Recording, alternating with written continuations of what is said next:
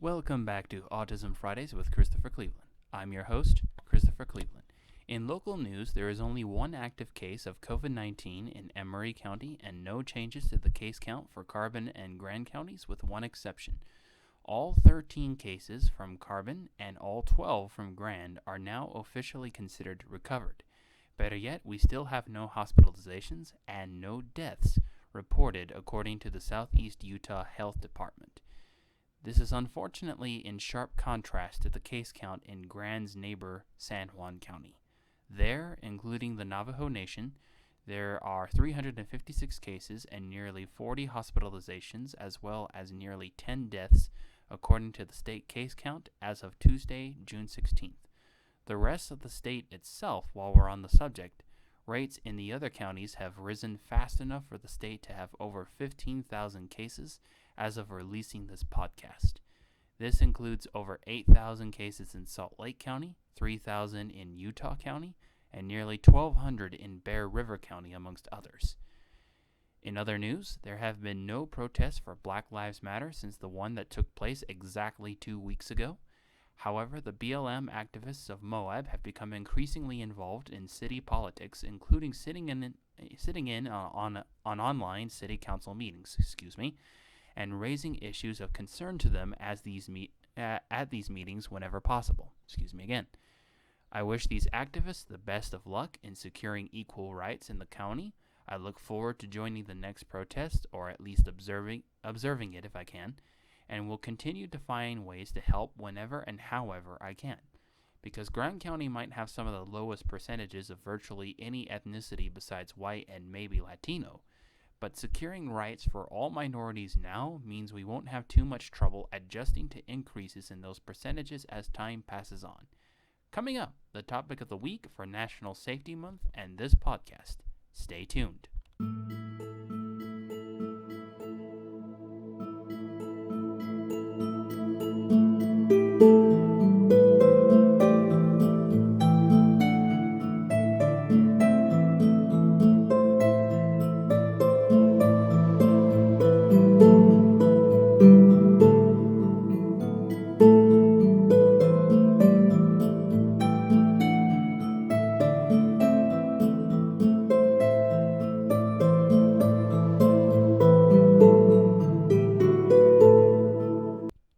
Thank you for tuning back into this episode of Autism Fridays with Christopher Cleveland. Once again, I'm your host, Christopher Cleveland.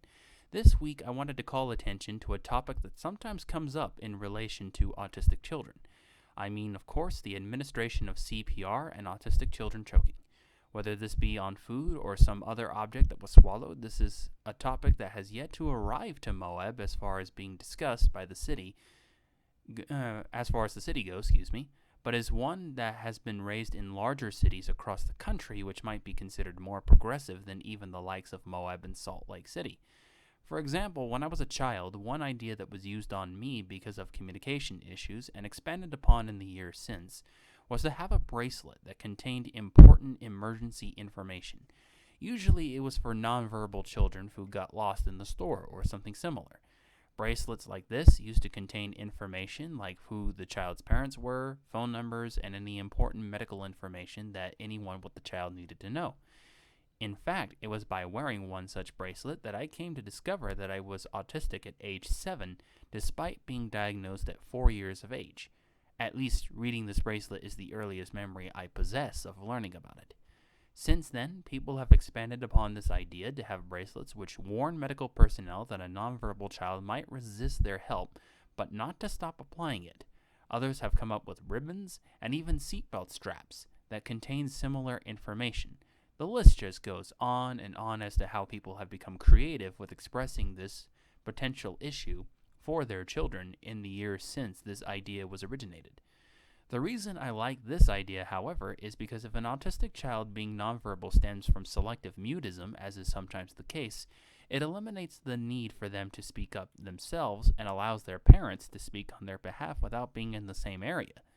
In fact, as Grand County begins to widen the number of rights offered to disadvantaged people, I would really love to see a shop open up in Moab that's devoted to making ribbons and bracelets and seatbelt straps and any other any other wearable items that can be thought of with this sort of information for not only nonverbal autistic people, but for those who are deliberately mute, or for those that who are verbal but might have impediments to their speech, as was the case with two autistic siblings I worked with both in mentoring and social development.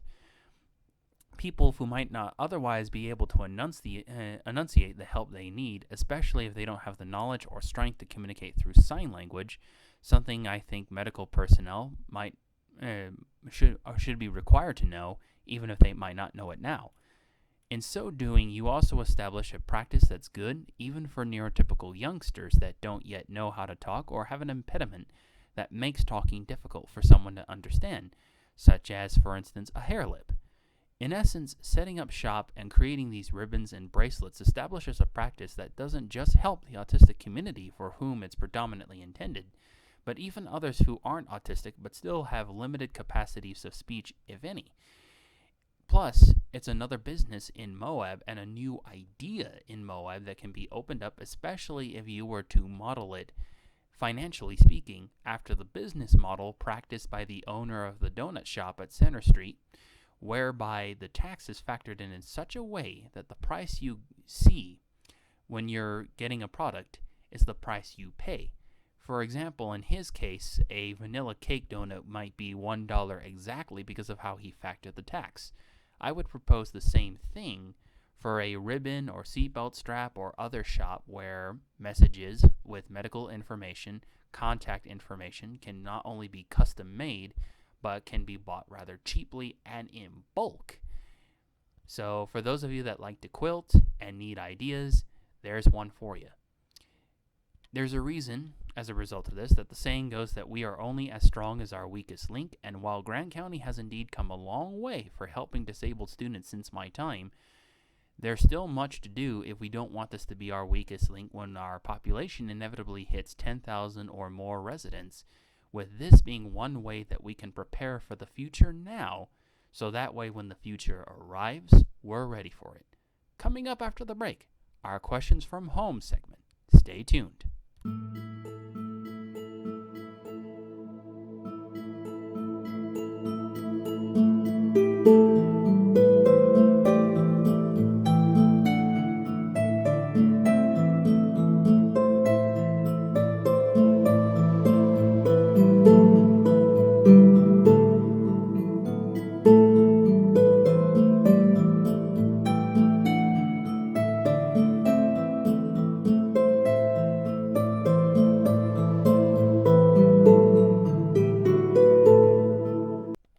Thank you for tuning back into Autism Fridays with Christopher Cleveland. Once again, I'm your host, Christopher Cleveland. For our segment, Questions from Home, Daniel again asks the following questions. Dear Chris, how might human emotions like love, joy, hope, happiness, compassion, anger, frustration, sadness, etc. differ in their quality or strength between autistic people and neurotypical people, if at all? Is this too subjective to measure or study? Well, I can tell you for myself personally that emotions have usually been experienced in their extremes. When I'm angry, I want to tear someone's head off, and when I'm vengeful, I want to subjugate them to the worst tortures I can imagine, rather than just pranking like normal people, or neurotypical people, I should say. When I'm happy, it's so happy that I can be singing and dancing in appropriate contexts. It's almost like bipolar. Although I don't think I fit the criteria, as I have stable middle grounds now that I use in professional practice, whereas that can be difficult for some bipolar people without medication. The same can be said of other people on the autism spectrum as well. Hence why when parents of autistic children describe tantrums from little ones, they describe them in terms of how much destruction to oneself or everything around them that the autistic child in question might be capable of performing. This is without regard to whether you're talking about emotional destruction through very venomous words that the autistic child can say, or through, say, smashing pottery, so the very literal destruction of property or oneself. In fact, a very common tantrum behavior in autistic people, or I should say quote-unquote tantrum behavior in autistic people, is to hit one's head against something hard like a wall. And it's common practice in places that are ABA certified to try and find softer surfaces on which a child's head can be placed.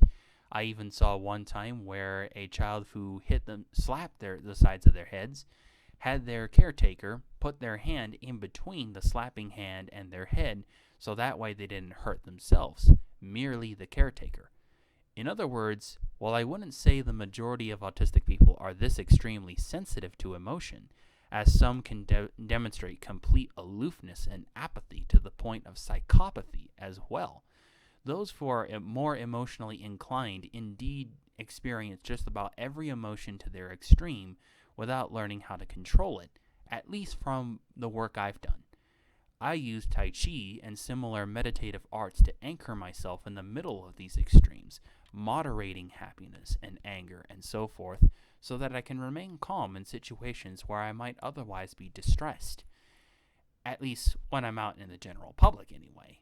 At home, it's obviously a different story because the people who are going to care about your outbursts are not going to usually be around to see.